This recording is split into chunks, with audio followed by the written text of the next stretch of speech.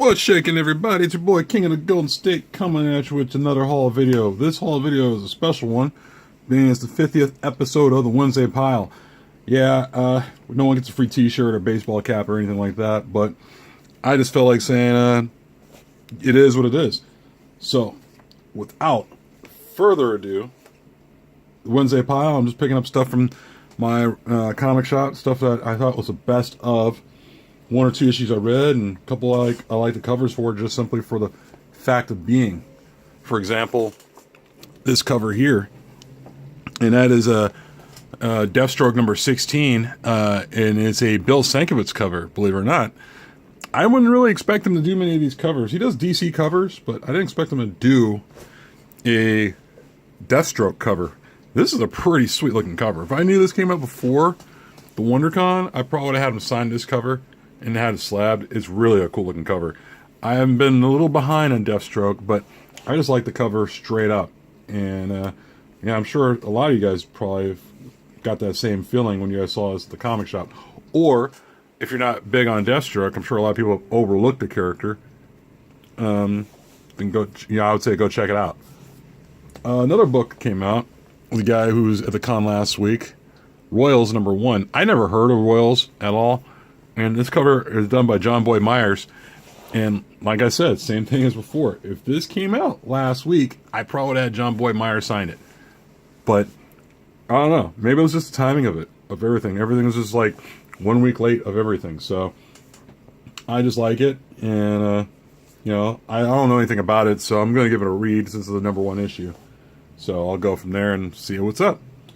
Also, another book that came out, which I'm liking, Iron Fist number 2. And of course, this is part of that new series for Iron Fist. I've read the first issue. I think the guys who did the first issue of Iron Fist and the second issue here, you know, both covers done by Jeff DeCal, by the way. Great cover artist. Honestly, these guys should have developed a show.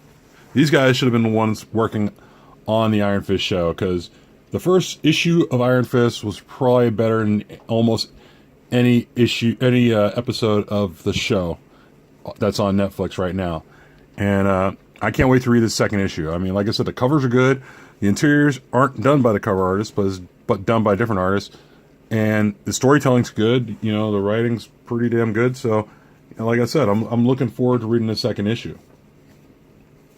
Also, I also picked this one up because my rule is my rule of 1. You know, the first issue comes out, you pick it up. This issue is this book is actually Black Cloud number 1 by Jason Latour, and he's the same guy who writes Spider-Gwen. And I don't know what it's about, but you know, if it's by Jason Latour, and you know, it might have something. It might be good.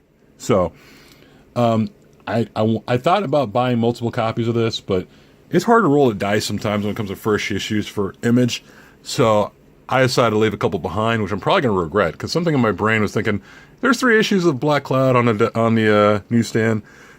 Should I just grab all 3, or should I grab 2 and leave 1 behind?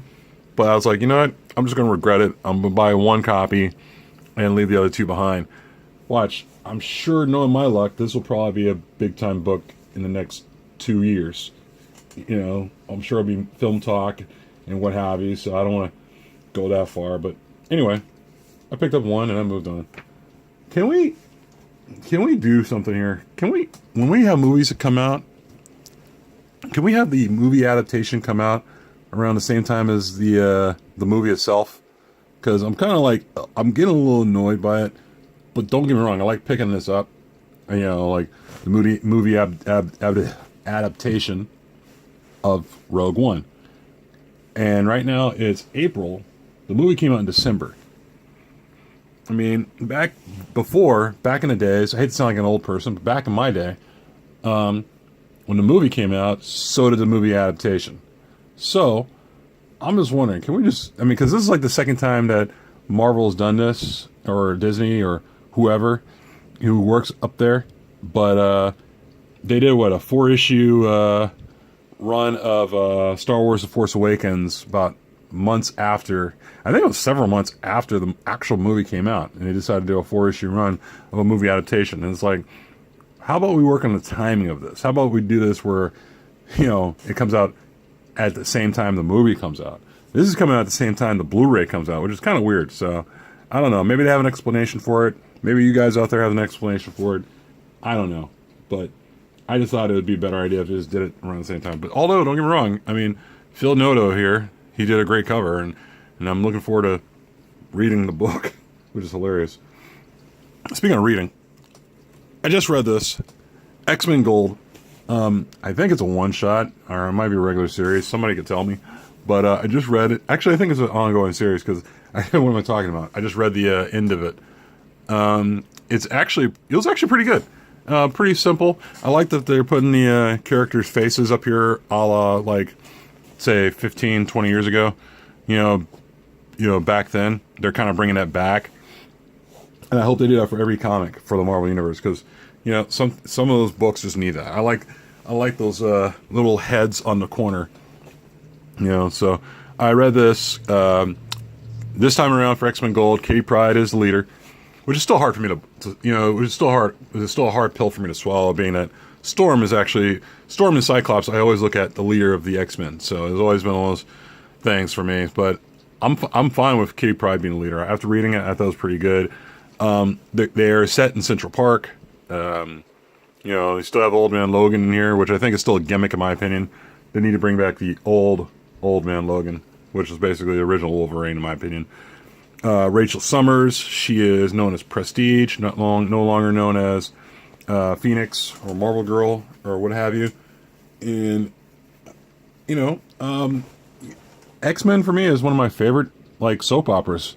I mean, this thing's been going on for so long with so many different titles and so many different issues. It is pretty much, when it comes to soap operas, this is my favorite. And I read it. It was a pretty good run, of a story here, and I dug it. So, yeah, guys, I think that's about it as far as I'm going to go as far as books I picked up from my LCS. So, get to your LCS if you haven't already. Pick up your books, because why the hell not? Our LCSs need support. And, yeah, go from there. You see, also one other thing before I go. Captain Atom. The Fall and Rise of Captain Atom. Still a good series. Moving a little slow. Still pretty good, though. But yeah, guys, that's all I got. Please give me a like, comment, subscribe. And I don't want to keep you here too long, because I got stuff to do myself. Alright, I'll talk to you guys later. Like, comment, subscribe, you know the deal. Peace.